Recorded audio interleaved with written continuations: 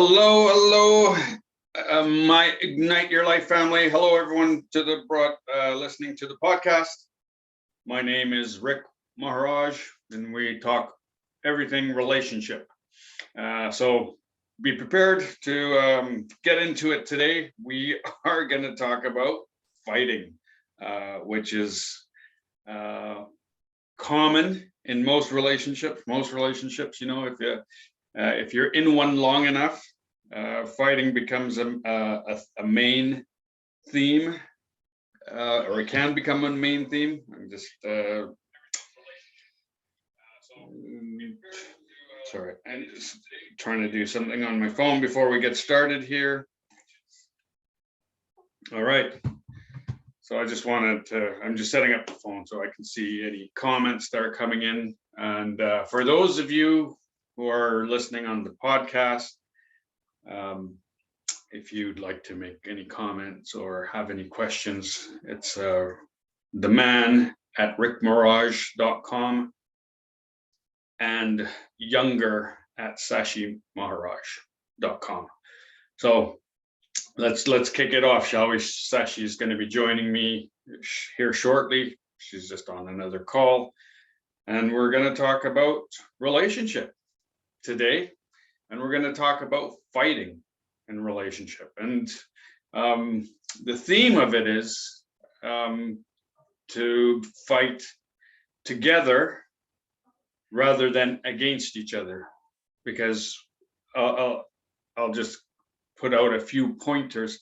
When we are in a fight, when we are fighting, here's Sashi. Hello, happy Sunday. When we are in a fight with each other, or with our partner, or with somebody who's hey Monica, connected with us, who's someone who's supposed to be our partner, there is so much energy that gets used up, holding feelings of resentment, being angry, being upset, being wishing for something bad to happen to this other person. Whatever happens for you, you can just feel the energy, because your body actually starts to heat up, and it's or stiffen up. Yeah, stiffen up, shut down. Even when it's shutting down, you'll start to breathe shallow too. Yeah, it's using so much energy. Just even if you're not doing anything and you start to shut down, your mind is going. You usually normally feel hot, and just that thinking that way about someone else in a negative way expends a lot of our energy, and you probably notice you feel really drained after a day of being mad at somebody. Yeah, because it takes a lot of resistance in our bodies. Like, I think resistance is a really key word, because it's resistant. Like, you start to hold the breath in your chest, and you'll notice, like, if you're angry or annoyed or just upset about something, and then just notice where your breath is, like whether you're actually breathing all the way into your diaphragm or not. And that's why when people go for a run, or they go and work out, or they go and really like go all out for 20 minutes on something, they'll come back feeling refreshed, because they've taken in all that oxygen into their bodies, and they've let the air flow and oxygen flow through their body, and they'll come back feeling refreshed, because they've like now relaxed their body. So changing your state is like a really key way to get out of that emotion that you might be in, or that rigidity against accepting whatever the situation is that's in front of you. Yeah, resistance is a good word. I want to add a little bit to that, because when Sashi said resistance, and it talks about, she talked about energy, how it restricts us. I thought of electrical circuit, and it perfectly mimics what happens in our bodies, actually. So in an electrical circuit or electronic circuit, we put a resistor in to slow down the flow of electricity. and because we're doing that, the resistor gets hot, and so the energy gets dissipated in heat. And so our bodies are electrical, they're electrical machines, and we're each cell has a negative 70 volts, right? And so it's electronic. It's basically electrical machine. I wouldn't say machine, electrical situation. And when you do have this resistance, that electrical flow is slowed down, and there is that heat is produced. So, but I think like the main thing that metaphor works really well. Trying to talk about is the when you're fighting. So whether you're fighting with your partner or fighting with a sibling or a friend or a parent or something, and there's this tension and this energy that's kind of going on between the two of you, and whatever's happening, like all that energy that's expended in that fight, just imagine if you took all that energy and instead of fighting against each other, if you were fighting together against whatever the problem is. So we think it's the other person that's creating whatever the issue is, but what if you were to isolate the issue, and then the two of you, whoever's doing the fighting, fight against that issue and come up with solutions on how to resolve it. So you kind of take all that energy that's like going into being mad, holding a grudge, being upset, and then think about it. Like at the end of the day, what do we all want? We want that thing to be resolved. We all want that issue to go away so that we can just relax and be at peace. But we spend all this time in our egos fighting against each other, and just because we want to be right, and we think it's the other person. And like looking back at like how much fighting we had done, like we could have been building an empire in our 30s and our 40s with all that energy. Like looking back and knowing like what we know today, and spending 20 whatever years like fighting about these little things, whatever, like all of that, we could have been just like putting that energy into building whatever it was that we wanted to build now. And so now that we've been working together these last couple of years, we've already created so much for ourselves because we're in the mindset to create together, as opposed to fighting and not thinking about what it is that we're wanting to build together and move towards. Yeah, so there's two things, what Shashi said there. There's two things, fighting, about the issue, right? Whatever the issue is. And sometimes it can be an external issue, and sometimes it's an internal issue. And what Shashi was saying was to separate that, the thing that is causing the fight. So when it's external, can you look at it objectively? Can you see it separate from the relationship, and how can we tackle that? How can we work around this particular issue, item, whatever you want to call it? And it can be an external circumstance. And then there's the internal. That's when feelings are hurt, or people feel a certain way when something's been done or said. Basically, when they get triggered, I use the word triggered. When we get triggered, there's an emotional piece that comes up. There's an emotional feeling that comes up. So, and then we defend that.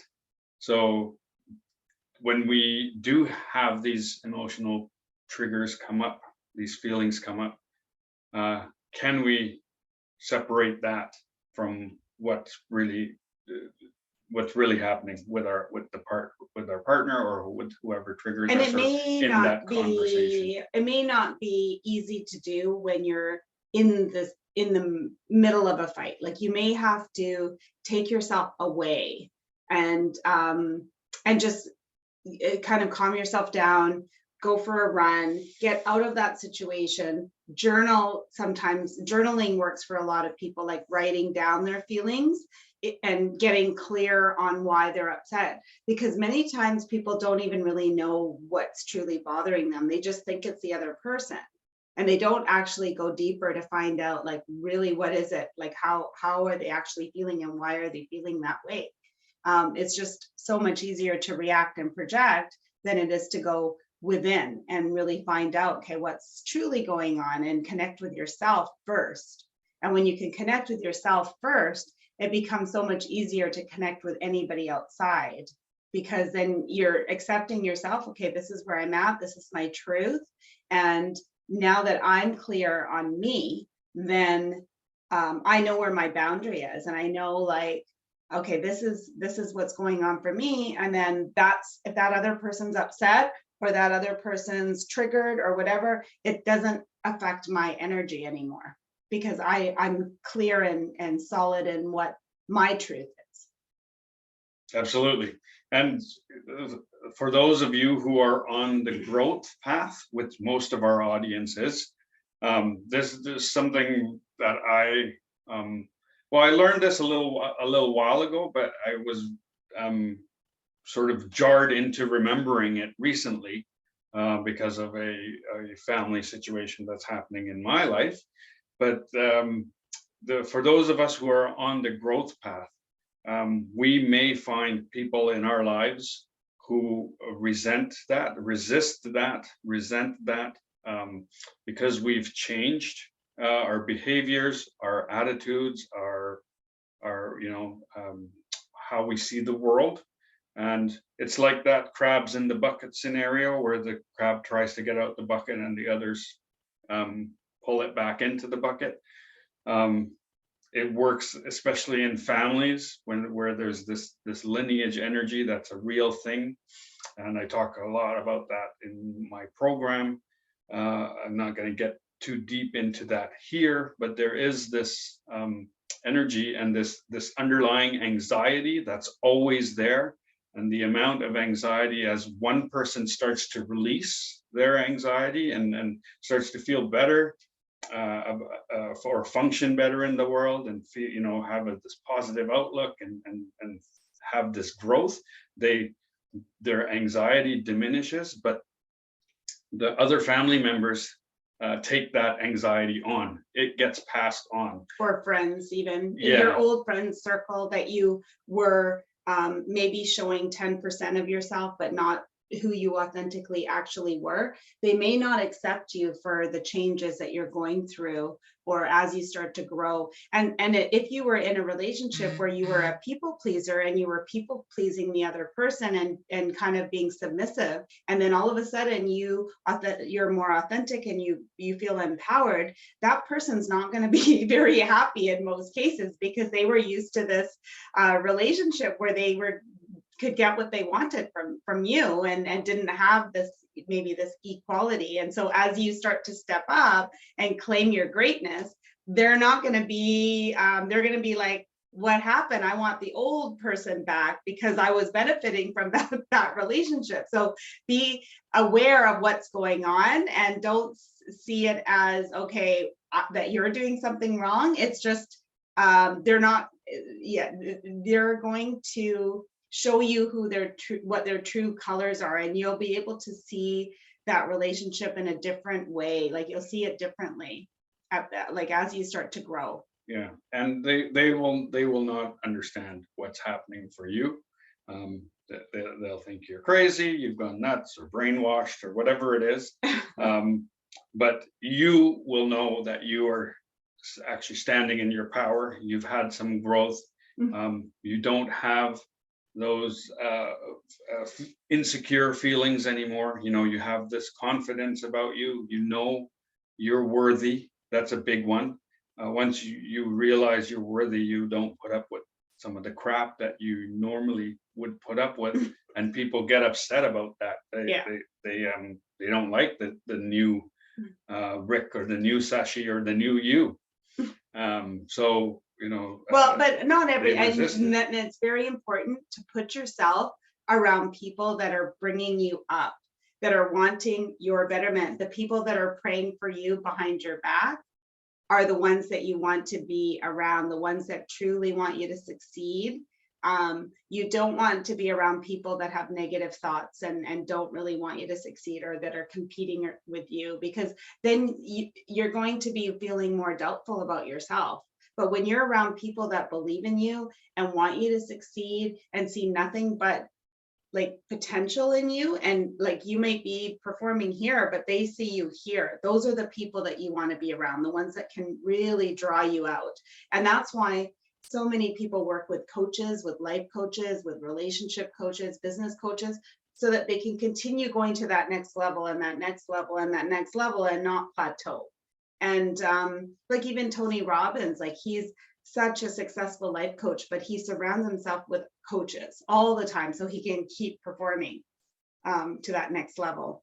Hey, Frank. Hello, Frank. Happy Sunday. Yeah, and that's a great point.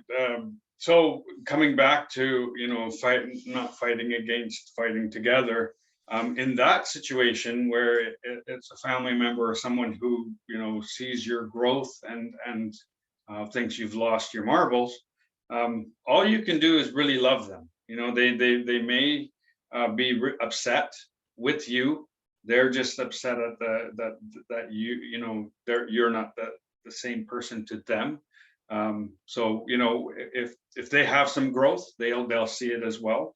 But if you can see clearly that okay, I've had some growth, this isn't in alignment with me any longer, and that behavior shifts someone else who gets upset about that and doesn't see that you are now empowered.